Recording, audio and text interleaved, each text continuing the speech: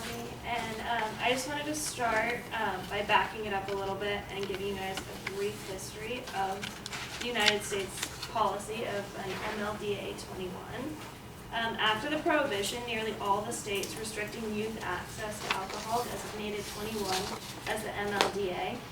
Advocacy for the MLDA 21 prompted the federal government to enact the Uniform Drinking Age Act, which mandated reduced federal transportation funds to those states that did not accept.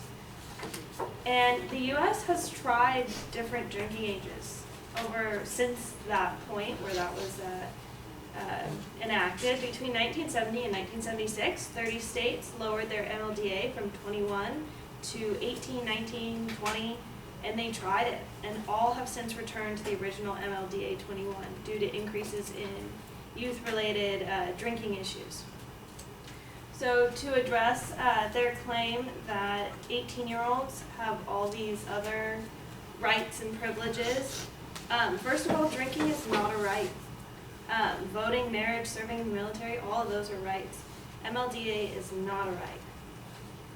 A U.S. District Court ruled on December 22nd, 1978, that the MLDA 21 is a reasonably related to state objective of reducing highway crashes, and that the MLDA 21 withstands a constitutional challenge on the key legal issues such as alcohol is not a fundamental right guaranteed by the Constitution, age is not inherently a suspect criteria for discrimination in contrast to race or gender, and 3, the drinking age to prevent highway crashes has a rational basis in available scientific evidence. And because of all of these reasons, the American public overwhelmingly supports an MLDA 21. A 2007 Gallup poll, which is a very well-known polling service for the United States, found that 77% of Americans would oppose a federal law lowering the drinking age to 18.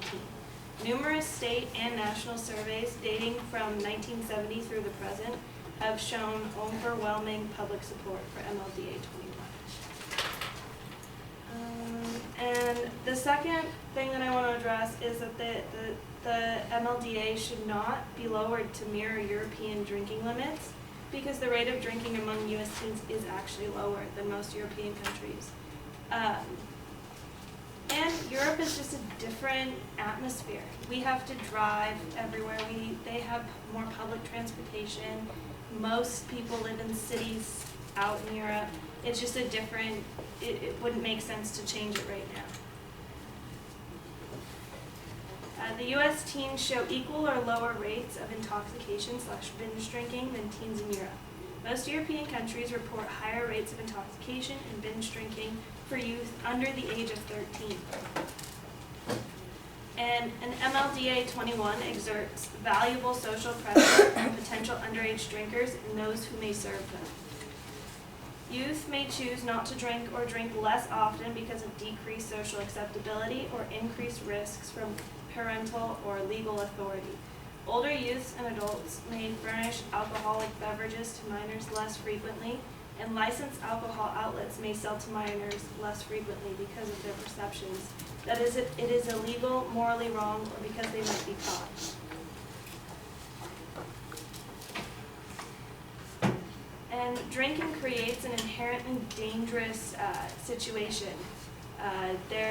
Drinking that occurs in nightclubs and bars are dangerous, like those areas are dangerous within themselves.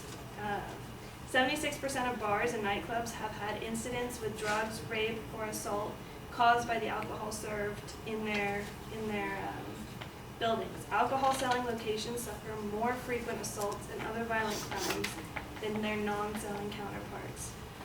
Lowering the drinking age would invite 18 to 21-year-olds into these dangerous environments, not only increasing the number of people in there, but increasing the number of underage, immature people in these already dangerous environments.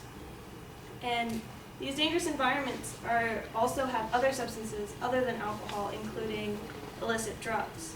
A peer-reviewed study from the Journal of Studies of Alcohol and Drugs found that a younger person begins to drink alcohol, the more likely it is that they will use other drugs. Lowering the MLDA 21 would increase the number of teens who drink, and therefore the number of teens who use other drugs. And my final point is that it would really mess up the high school community, because most people, by the time that they're seniors in high school, are 18, and that would create an environment where imagine you go to a high school party and there's everyone ranging from freshmen to seniors and everything in between. So now you have these seniors who are legal to drink alcohol and these freshmen who are not. So if that party gets in trouble with the authorities, every single one of those 18-year-olds are going to jail for serving alcohol to minors. I've been in a situation like that. It's really scary. It's not fun.